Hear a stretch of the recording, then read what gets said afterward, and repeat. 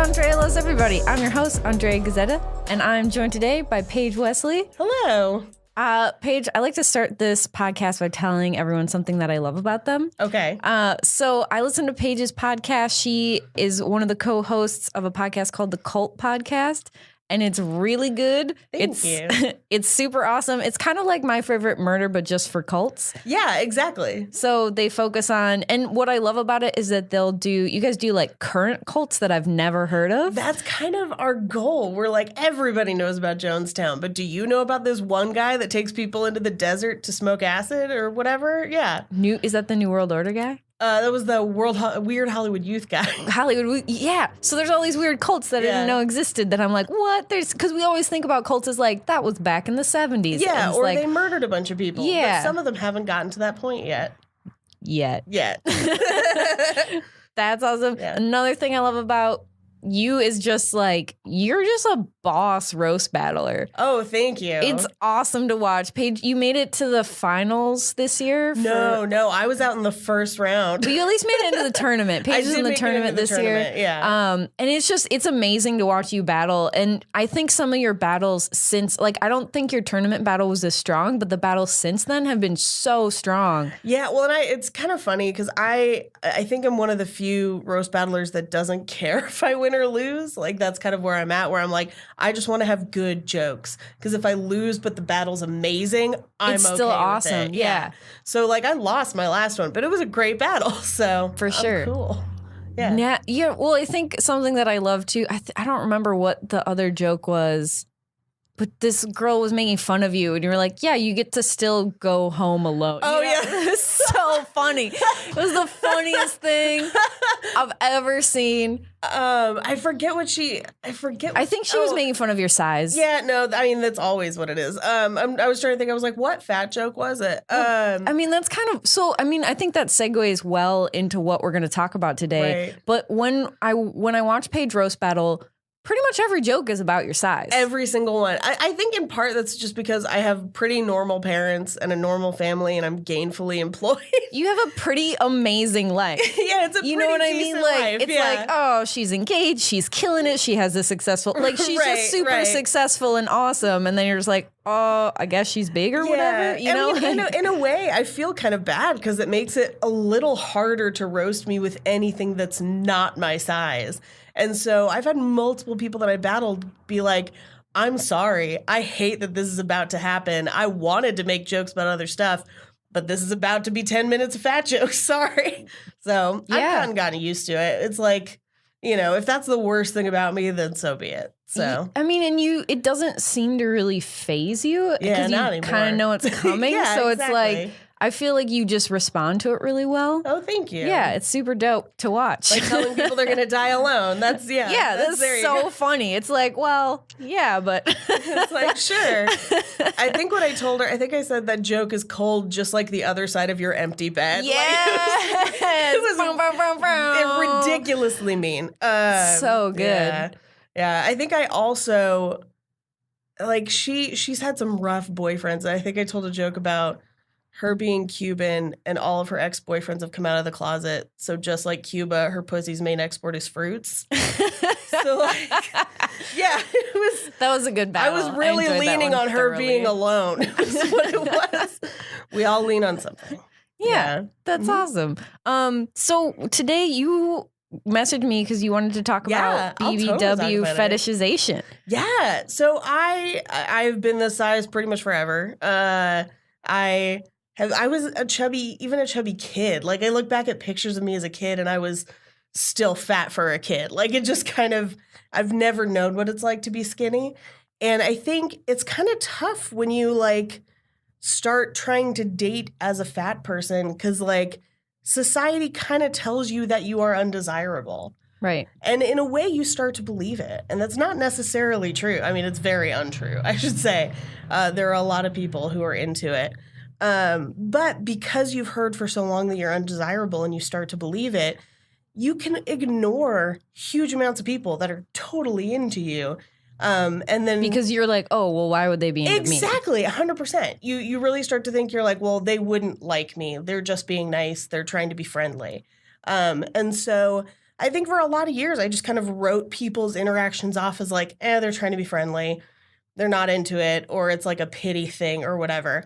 And it wasn't until I joined an all BBW dating site for 36 hours that I really got kind of a wake-up call as to like, oh no, that is completely wrong. There are thousands of people and they have all inboxed you and now it's too much. So So you got the fun overwhelmingness of like, hey, turns out you were very wrong about your whole life. Yeah. So I had done like probably the first experience I had with like BBW fetishization. I had a friend who was booked to do comedy at a BBW convention. Okay. And I am not necessarily on board with having conventions for enjoying fat people.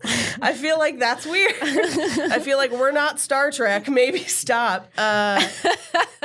And it was terrible. Like, it was horrendous. It went very badly. Like the show or just... Yeah, the whole... Well, okay. So he had gotten me a spot on the show. He's like, hey, I also have a plus-size friend who is a comedian. Let's do this. Okay. And they were like, yeah, sure, whatever. And it was on Halloween. Oh. And so they had like, the show was at midnight, which... That's a late night. Oh, man. People are already kind of fucked up. People were trashed. Yeah. Like that is the drunkest I've ever seen some people. Like, it was insane.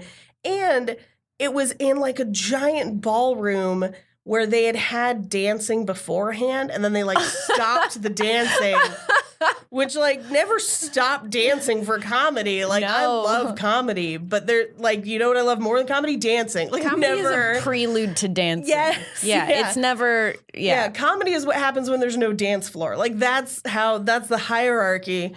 So they stopped the comedy and then made us do comedy, or they stopped the dancing and made us do comedy in the middle of the dance floor to a room of very drunk people. And it was probably the first time in my entire life that I was one of the skinniest people in the room. That had never happened to me before. Never, ever. And I'm not a skinny lady, like, by any stretch. And I was dressed like a film faithful Elvira costume because it was Halloween. And literally, to look across the room, it was like, I had no idea that people made like sexy Halloween costumes in those sizes. Oh. I had no clue. I didn't know if they had like custom made them. I wasn't sure.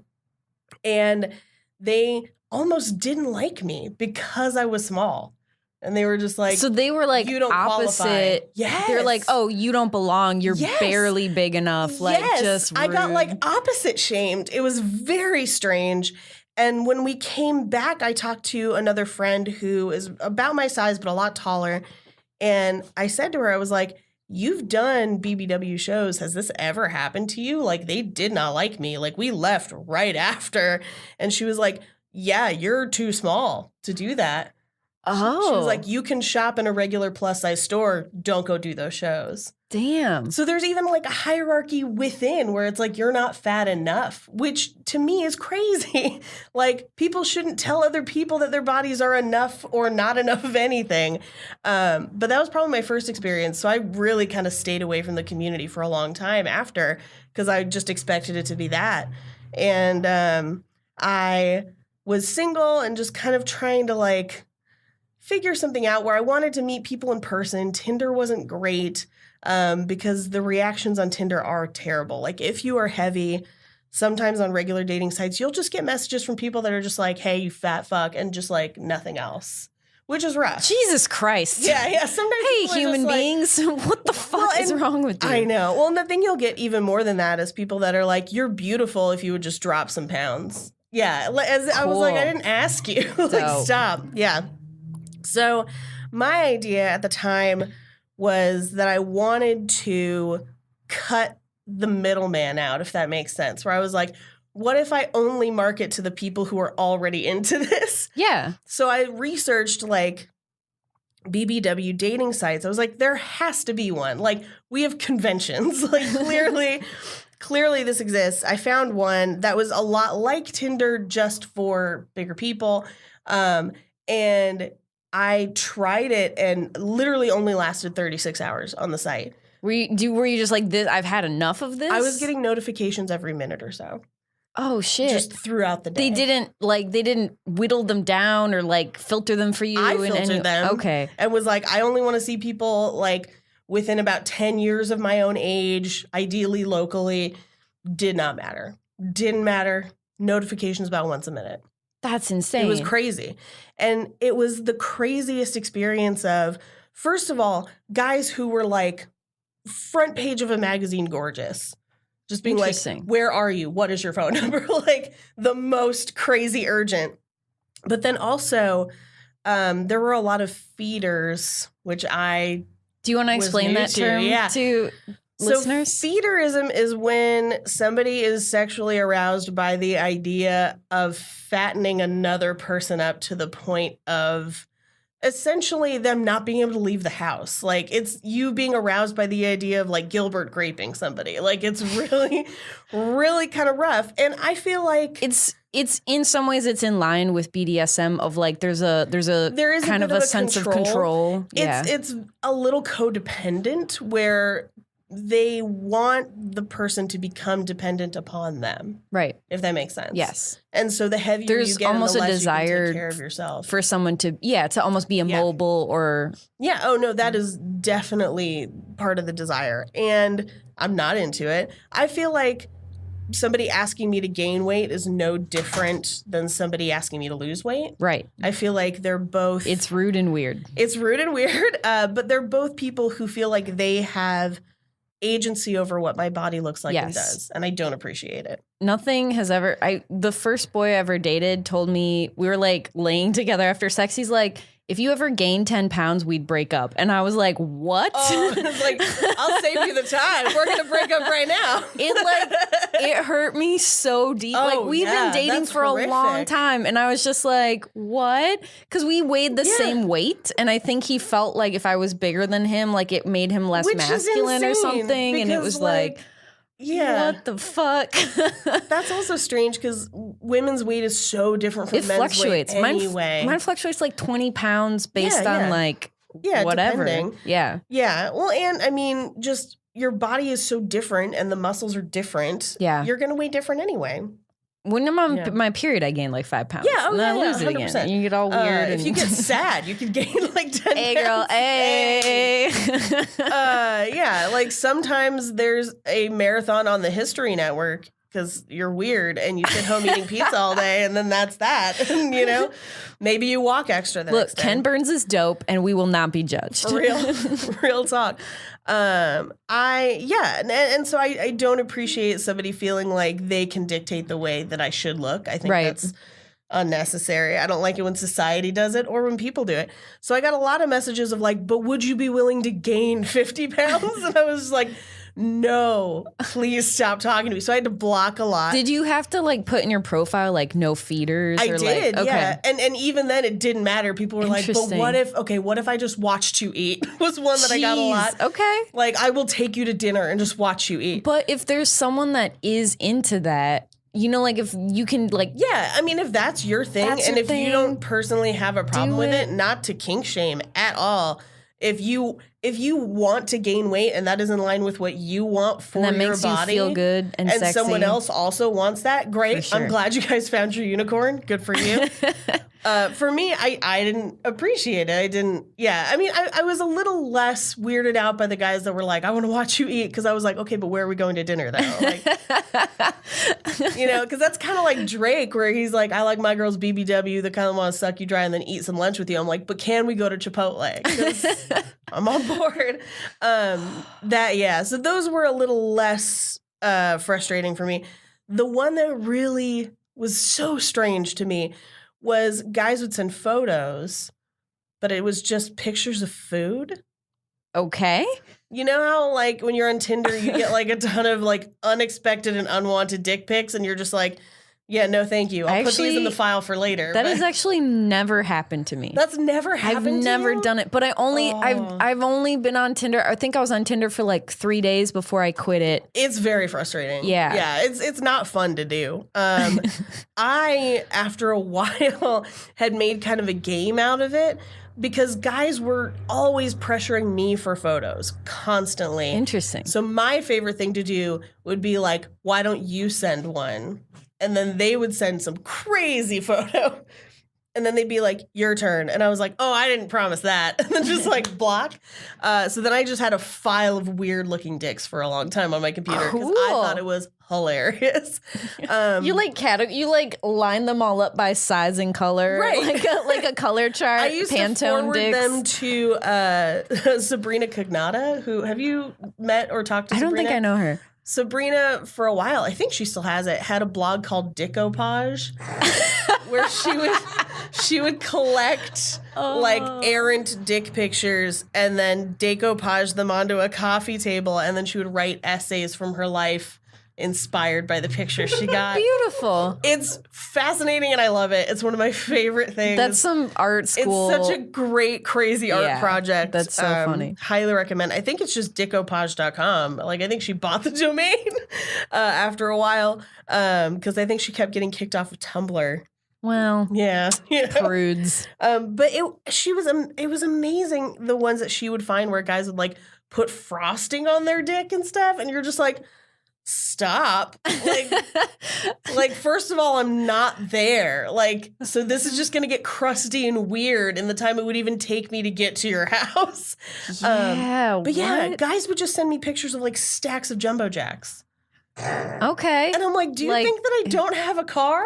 Like, what do you like? So I like can buy Jumbo Jacks. so for them, they kind of like, for them, food or bigness was a turn on to the extent where they thought that you were also turned on by it. That's what it was. Where they thought their idea of what big girls would want was shaped entirely by what they enjoyed about big girls. Well, what they were kind of like fantasizing or what about. they were fantasizing about. And in a way, depersonalizing. Right. And which is the danger of all types of fetishization is depersonalizing. It's just like, oh, you're not a human, you're just this caricature of a person that I can manipulate for my sexual pleasure. And it's one thing to be like, hey, my sexual preference is bigger girls. It's another thing to be like, I only like bigger girls because of these 3 parts that are not at all part of who they are as a person. Right. So I feel like there's kind of a line. And it wasn't until I was talking to one guy, and he was local. We were trying to set up a date. And he finally was just like, well, what if he like proposed some crazy thing for the date? Yeah.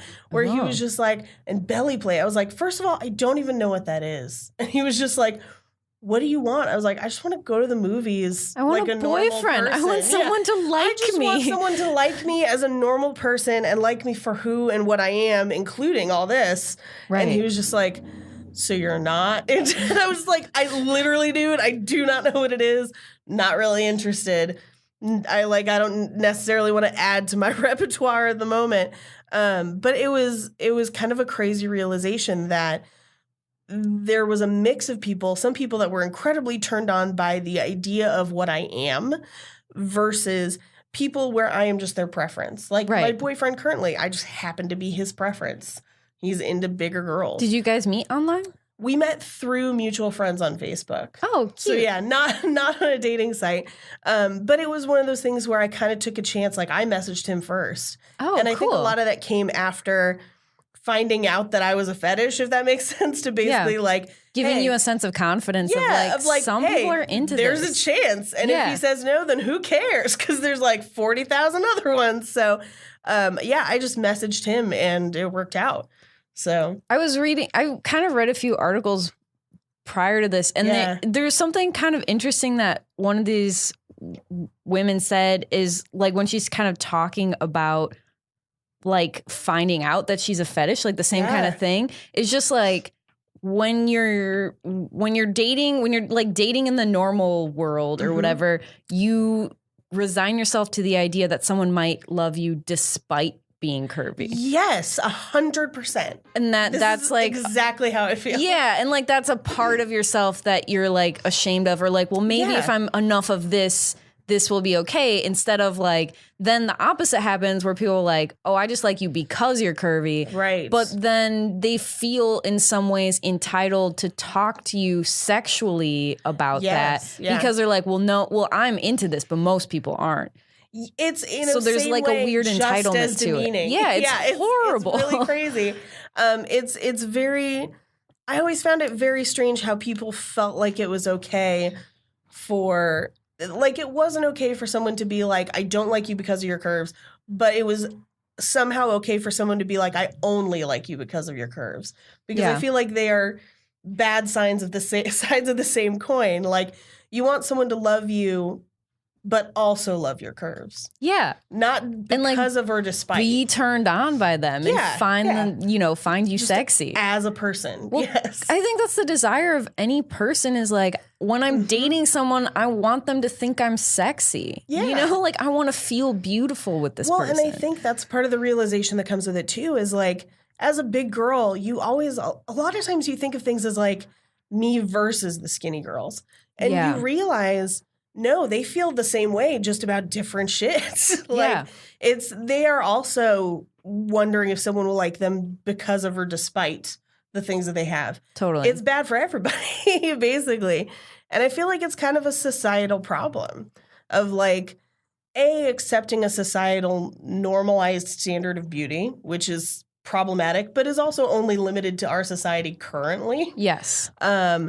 But then also similarly shaming people who like things outside that standard. Right. Because I feel like that's a lot of what I ran into with guys that were kind of on the fetishized side, is that they had been either shamed or made fun of their whole lives for liking fat girls. So they felt like they had to hide you. So they had to or that hide you're a it. Secret. Like, I like this, but I can't hold her hand and show my guy friends and like that kind of thing. Just the fear that their guy friends would make fun of them was huge. Or they had like grown up with that fear their whole lives. And then now as adults, when they weren't as worried about it, they had kind of held on to that secret for so long it became something weird. Like it started as, I think that girl's pretty, and then turned into like, can you fit these burgers in your fold? Like that's kind of where it ended up. It's just this crazy version of it. And hey, if you want to put burgers in your folds, go ahead. Not my thing. Have a good time. A little greasy. Whatever. but yeah. And I feel like, because like my boyfriend even said that he was made fun of as a kid for liking bigger girls. And it was... He eventually moved away, and so he was like, well, no one cares now. Oh, fuck them. Fuck them. But that's a real thing, too. So I feel like it's almost it's two different things. We have to stop shaming people for not being the societal norm, but also stop shaming people for liking things outside of the societal norm. Well, I think there's a weird thing, too, between men and women where, like, if a skinny girl, like if a skinny girl dates a bigger man, like that's for him is status. Yeah, it's like a status thing. Her friends aren't like, oh, he's this or whatever. It's like, no, whatever. But whereas like I feel like for women, there's this weird double standard where like if there's like a skinny dude dating a bigger girl, it's like, oh, like we have this idea. He must have low self-esteem. Yeah, one that or something, and not just like, no, he's into her. Yeah. Like there was this whole internet meme a while ago, and it was some husband, and he's like jacked or whatever, and his wife is big, and he's like, no, I like her. Yeah. And people are like, oh, like what if she, like why doesn't she take care, like all that stuff, like dating, like dieting advice for her, like why doesn't she get She thinner? didn't ask. Yeah, exactly. Fuck that. And he was just like, no, I like her. I like her. You know how she's awesome? Preference. I like her. Yeah, exactly. But there's a weird idea that femininity and petiteness are somehow linked. That is, for a woman to be feminine, she has to be smaller than the man she's with, because we have this idea that like man's power needs to be physical and to be able to physically control a woman. Yeah, and in a way like, that's demeaning to women completely, like just and men across the board.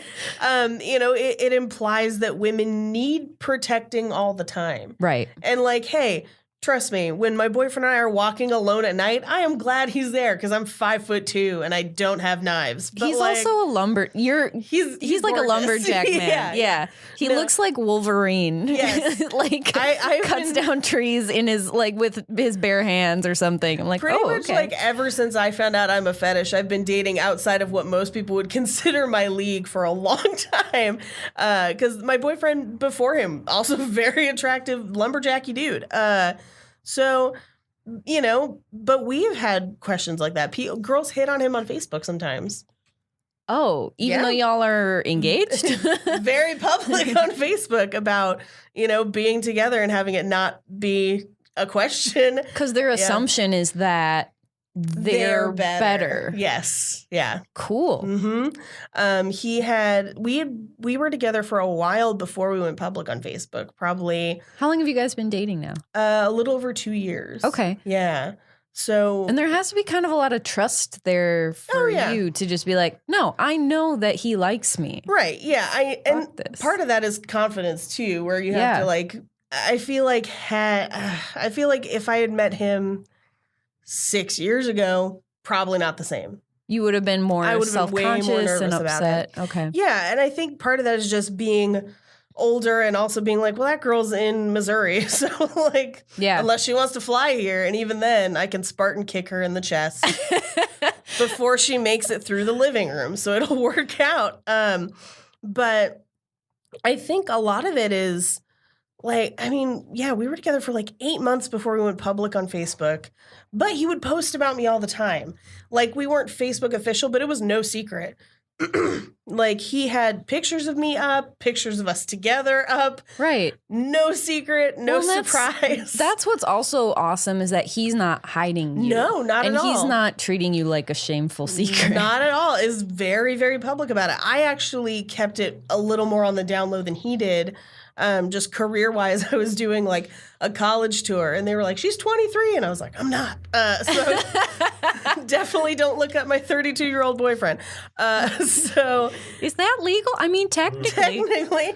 So I kind of kept it on the down low, and then when we finally went Facebook official, both he and I got a barrage of messages from people that we did not really know that we had maybe liked a post from on Facebook that were just I thought we had a thing. People get really into it.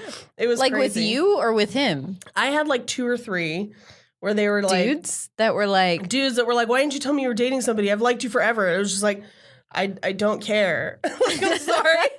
I'm sorry. That's bad for you, I guess. Suck a dick. But he had a couple girls that were just I thought maybe we could be something. You're exactly what I was looking at. And I got to see the messages.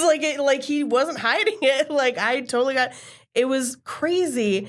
And crazy how many of them are just what's so special about her?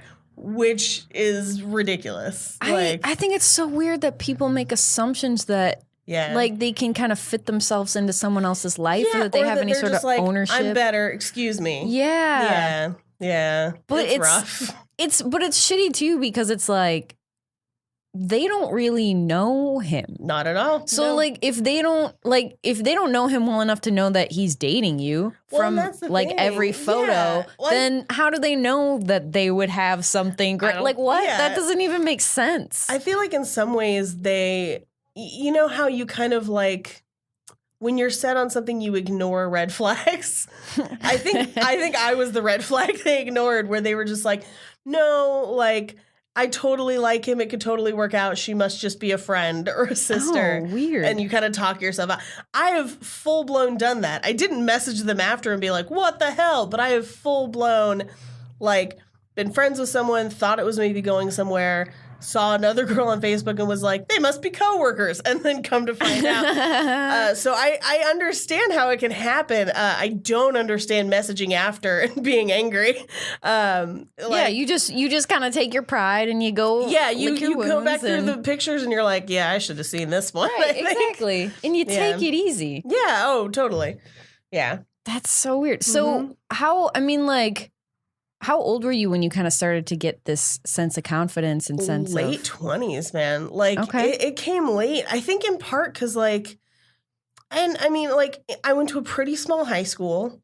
Where'd you grow up? What area? I grew up in Northern California. Okay. Kind of in the Bay Area, like just a little east of Oakland. So lots of trees and stuff? Yeah, there are a lot of trees. Cool. Lots of rain. Nice. A lot of rain. But my graduating class was like 64 people. Damn. Yeah. So here's the thing is like the odds of finding somebody who's super into your brand of fat within, call it 30 people, half and half, pretty slim. But at the time, I just interpreted it as like, I'm not good enough. Nobody likes me. And so then I went to college where there were a lot more people around. And I kind of like, I sort of was successful. Like I kind of went out a little bit, but not a ton. And I was always just like, they're stooping. It's great. So you, even if they might have genuinely been into you were sabotaging yourself. Out of it. Yeah, 100%. And I was in a sorority full of girls of all different sizes, which was great. And they were wonderful. And I still talk to them and whatever. And they were constantly trying to convince me of like, no. Trust me, there are others that like you and you are sabotaging it. But you can't really, it's one of those things that you'll hear a million times and not believe until you see it, if that makes sense. So it wasn't until I had like moved out to LA and I would get hit on at work and still not really believe it. Yeah. Yeah, by real creepy dudes. But like, yeah, in retail, creepy dudes are like they're just like smelling things you've touched. You're like, why I did are we letting smell him me in one here? time. It was really freaky. That was the worst one. He was there with his wife, which was even creepier. Okay. Yeah. So I worked at a cookware store for a long time at the Grove. Oh, and, that's an interesting mix. And it was always married guys hitting on people at the store, which was real upsetting, so upsetting. But I had like talked to the guy and his wife about a coffee machine, and then they walked off to kind of do something else. And then he came up to you and just like, I kind of crossed around to like throw something away in a trash can. And you know that feeling when you're like, I know there's someone behind me, and if I turn, I think I'll touch them. So I'm just going to kind of like look. And so I kind of turned to look, and he was like right on me, smelling me. And was just like, I just want you to know that you're so beautiful. And then walked away. And it was the creepiest thing I've ever seen. Okay. Yeah, his wife didn't look like me either, which was very strange. Where I was just like, did you just like hide the fat love deep inside and marry someone else? Like, what happened? Please stop sniffing strangers. It's bad. Yeah. Or he was just creepy. Like, that could be it too. Yeah. I think it's just so weird how we like... how it's either just like, oh, you're not good enough, or it's like, let me smell you. Smell you. Yeah. It's just like, you found a happy medium. That sounds great. No, that's great. But yeah, and even then I would just be like, what a creep. Who would do that? Never thinking at all like, oh, maybe there's more than one person like that, if that makes sense. Like maybe there's someone who could want to sniff me long term.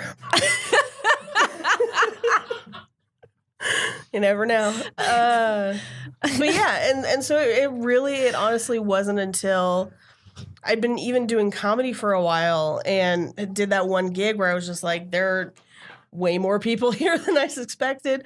And started getting kind of hit on by other comics too, that I was just like, that's always fun. This might kind of be a thing, I guess.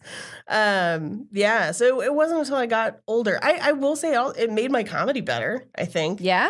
Because as opposed to trying to, I feel like I used to try to kind of put myself in the role of like hot fat chick to try and like play it up, as opposed to just embracing what my life just is. Yeah. If that makes sense, and being honest about like, yeah, I'm fat. And sometimes people say mean shit about it. And that I think kind of made it made me more relatable, you know? It used to be where like, I would do shows and occasionally a girl would come up and be like, I love it. Yes. And now it's like, if there's a chunky girl in the audience, she's going to be like, we're best friends now. I'm very devoted to this. I'm going to follow you on all the social medias. So Yeah, I was looking at some of your stand-up online. You had a bit from the Burbank Comedy Festival that was just... Was it like I think last year's? It was last year's, 2017. It was really good. It was really funny. I can't remember the jokes individually. It's a whole chunk. Well, and that was the one that I've gotten to do for a bunch of other stuff now, where like I got to showcase for JFL this year with that same set. Did you make it? No. That's still awesome, though. Even just getting to showcase is an honor. Congratulations. Thank you. But yeah, it was one of those things where, I don't know, it's made a world of difference in the way people interact with my stand-up, I would say. I feel like people, when they see me now, feel like they've actually, like... Met you? Yes. And kind of gotten to know me, as opposed to being like, you were funny. And like, now they're like, I know you. I get you. Even though you don't. But, you know... It's kind of more personal, I guess. That's awesome. So, yeah. I always have like a weird, I think like we all grow up with like these weird ideas about weight and stuff. And I remember I had a girl and it was like the weekend before prom and she was in my study group and my whole study group was dudes. Yeah. And it was for AP Physics and we were nerds. Fun. And we would just study for a little bit and then we play pool. And someone's like, oh yeah, she's going to come be in our study group. I was like, dope. Yeah. Another girl. Right. And she's like, yeah, she's like talking about it. She's like, yeah, I was eating a donut this morning and my mom slapped it on my hand because she said that prom season was coming up and I wouldn't fit my dress. And I was like, what? Your mom is horrible. That's horrendous. Yeah, I did diet as a teenager with my mom. Are your parents also like big people? My dad's a little. I mean, they're not small people. Okay, I'll go that way. They're not huge people, but they're not skinny. If that makes sense. Yeah. My mom. I was an athlete in high school too.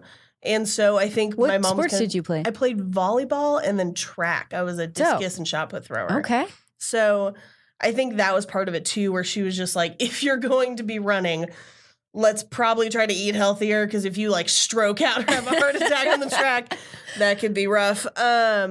So yeah, I remember, because probably my lowest weight was like my junior or senior year of high school. And it's not much less than what I weigh now. But that was on like strict dieting and working out almost every single day. Yeah. And I still got down to like a 14. And that's pretty much the smallest I've been. I got back down to that size at one point from stress. Oh, cool. So like, don't do that. Jesus. I was working at a job that I really didn't like, but it was also a very, very active job, and I was kind of like you're like running around working a lot overtime, and yeah. So I got back down to that size, but I don't think I in my adult life I've never been smaller than that. So because you don't seem to like fixate on it, but like when I was a kid growing up, it's like I grew up in a family where they're like, we have to eat healthy food and we have to make healthy choices. But like my parents never talked about my weight. Yeah. They always talked about like health. Yeah. But like, I feel like my mom is kind of bigger and she has all this like shame and all these guilty feelings about it's weight. It's hard not to fixate on it because like other people make it an issue for you. People at her work would bully her. My mother was a grown woman. Yeah. And like, she would come home and tell me stories of people being so mean to her. Mm-hmm. I wanted to go, like, as a teenager, I was like, I will go into your job and bitch slap these. Like, I will fight these women. It made me so, like, I had dreams about beating these women up. I was so angry because, like, my mom is this amazing, she's so smart. Yeah. She works so hard. My mom has always worked 2 jobs. She's always worked almost 60 hours a week. Right. Like, she's a fucking badass. And it's just like, it made me so upset that someone would say these things. Even just people on the street will do it to you. Like, it doesn't even have to be like at your job. It's sometimes just, someone shouts at you from a car, or like now with the internet, someone will just like, somebody just messaged me exercise tips the other day on Instagram. Just like a list of like, if you ever want to get fit, do this, but then also I sell these tapes, and I'm like, can you fucking stop? Like, it's so patronizing too. Yeah, like, well, I was like, fuck you for assuming I want to lose weight. Well, it's so patronizing to be like, I have the secret that you don't have. Like, what? I also want to be like, dude, it's no secret I'm fat. Like, you didn't have to tell me. But I think that's a lot of people. They feel like, I don't know, especially people who think that they're doing it from a place of like care. I'm helping you. I feel like they almost are like, do you know that you're fat? And I'm like, yes. Like, you and everyone else has made sure that I know constantly for my entire life. I don't need to hear it. Like, whatever advice you think you have, I have probably heard it 14 different times. Probably tried it. Doesn't work for everybody. So I think it's more that where like you have no choice but to fixate on it in a way. Because other people are bringing it to your attention at all times. Because other people are constantly bringing it to your attention at all times. It'd be like if you were walking around with your shoelaces untied. And yeah, you could trip on a shoelace. You might not trip on a shoelace. You never know. Sometimes people with their shoelaces tied still have heart attacks. But it would be as if every single person that came up to you told you that your shoelaces were untied. Every single person you saw. And eventually you would start to just like, I know. Yeah. And then they're like, oh, I was just being nice. And you're like, no, you're not. You're the 50th person. And also you would get in a way defensive where you're like, fuck you, I'm not going to tie them. Leave me alone. And that becomes kind of your feeling about it for a long time too. Where even if you start to try to tie your shoelaces or just like buy Vans to hide your shame, you still feel people pointing it out. It would be as if people were just like, oh, I see you have Vans. Do you not know how to tie shoes? Like, and it would just constantly come up. Yeah. It's tough. So like, at least now, like I'm old enough that I'm just like, it's my body. Literally anything can kill you, including a bus. So for me, it might as well be pizza. Whatever. Yeah. Right. Yeah. It's my choice. And so I can kind of just brush people off. But I do worry about like if I ever had a kid and they had that same problem, that's not something you can teach a kid. Like there's no easy way to turn to a kid and be like, hey, you can die however you want. So if you want it to be cake, then go ahead. You know, that's something that I think we all kind of have things when we're kids that we're like ashamed about or we don't feel comfortable with who we are. Yeah. I made a lot of cat noises. It was fine. That sounds awesome though, actually. I didn't have a lot of friends, but it's okay. Except for the cats. They followed me everywhere. Look, we were best friends.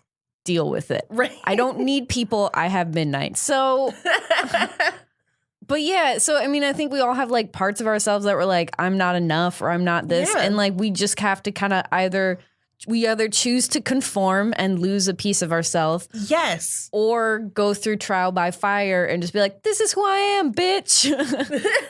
Yeah, exactly. That's kind of where I ended up because I thought about it for a long time where there was a long time where I was like, I should just lose weight. Like I should do it. But then I would think about it, I'm like, what if all the guys that I thought didn't like me because I'm fat suddenly like me because I'm thin? That's as bad.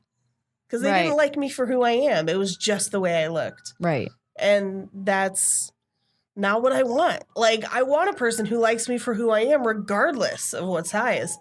And so that became kind of a weird fixation for me in a way of like the feeling of losing myself by conforming. Where I was like, would I still be me if I changed for everybody else? Yeah. And I felt like no. So viva la pizza, I guess. So yeah. That's awesome. We're about done. Sweet. But I'm gonna ask you, this is kind of a question that I like to ask everyone before we leave. Just real easy lob. It's when you start to fall in love, and I think when you first fell in love, did you have any specific fears? Like, was there something that you were really afraid of, especially with Jake right now, that you were like, oh no, what if this happens? Or did you feel pretty solid in who you were at that point? I think I did, but I think it's because I was older and had already, you know, kind of come to this like, fuck everything, I'm me kind of like feeling. But I think the fear for everybody is that someone will leave you. My fear now as a grown-up who was single for a long time, I'm not afraid of somebody leaving me necessarily because it's my apartment. So like go if you want. Yeah, like try it out. I make the income. So it's not so much the idea of somebody leaving me, because I've been alone before and I survived and it was fine. I am more scared of someone like turning out to be a murderer or like a Too much cult pedophile or podcast. something. Yeah, or just like somebody turning out to be a completely different person than I anticipated. And not in the way that like, because everyone changes the longer you're with them. The only thing you can guarantee is that people will change. Yeah. Just as they grow. But you're afraid that a piece of who they are, that they're so good at hiding. Is a total lie. Horrible. Yes. And a psychopath and will murder you in your sleep. That's and not even psychopath as much as like, hey, turns out he was hiding a second family in Canada. Like that level of like betrayal and dishonesty, I think, would drive me crazy. Well, I feel like that would be tough for pretty much anyone to handle. I would assume so. It would be really tough. I listened to that Dirty John podcast, and she stayed with that guy way longer than I would have. Dirty John? What's that? Oh, man. It's like this 6-episode miniseries that the LA Times put out, and it's an older woman, and she dates and marries this guy who turns out to be like homeless with multiple other wives, and like tries to kill one of her kids. Like this huge... Yeah, that's my fear. Like, that is my fear born That's out. such a big fear. Yeah. It's so unlikely, but awesome fear. Right, awesome. Like, if you're going to go fear, it's like, I'm afraid he'll go. It's like, I'm afraid he's a monster. Yeah, no, my fear is like The Shining. Like that's my fear. It's like we go away for a weekend, then all of a sudden he tries to kill me with an axe. Aww. And I'm like, I should have seen this coming. Yeah. At least you'll be in a news article though. Exactly. Yeah. So you won't get, yeah. Yeah. I don't know. I feel like at least murdering, like, you're dead. Because I also have a huge fear of being buried alive. Jesus. Yeah. Like, it's in my will that you have to cremate me. Like, you have to make sure you must double tap me before putting me in any sort of ground or grave. So in a way, they're like fears that feed into each other. It's like, on the one hand, I'm scared you'll kill me, but on the other hand, I'm equally scared that you're not going to be good enough at it. That I'm going to have to finish the job. Those are such apocalyptic type fears. That's awesome. Thank you. Sorry. Congrats on having huge fears. Mine's always like, I'm afraid he won't run. Like, it's just dumb.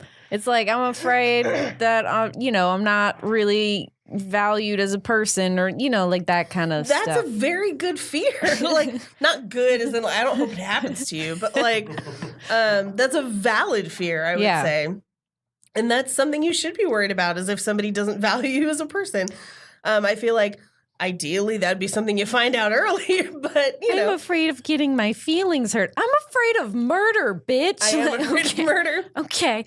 To let you in on what I did earlier today, so our cult podcast fans want to send some presents, and they wanted an address, and I was so scared that it was going to be a cult leader in disguise to come and kill me for us outing them on the podcast, that I went out this morning and got a P.O. box. Yes! So, like, that's the level of murder fear that we're dealing with around my house. That's awesome.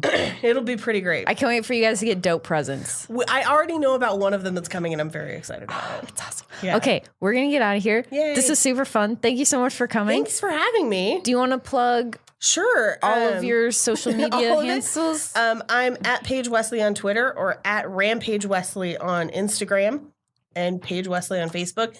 And then we're at Cult Podcast Show on Twitter, and at Cult Podcast on Instagram. This will come out on May 9th. Do you know of any shows after that? Yeah, I'm opening for Ron Funches on May 26th. Oh, he's at Flappers Burbank. He's so fucking good. Yeah. It's going to be super fun. That's awesome. Congratulations. Yeah, thank you. Thank you so much. Oh, hey guys. Also, I have handles and stuff. You can find them in the show notes. I'll also tell them to you.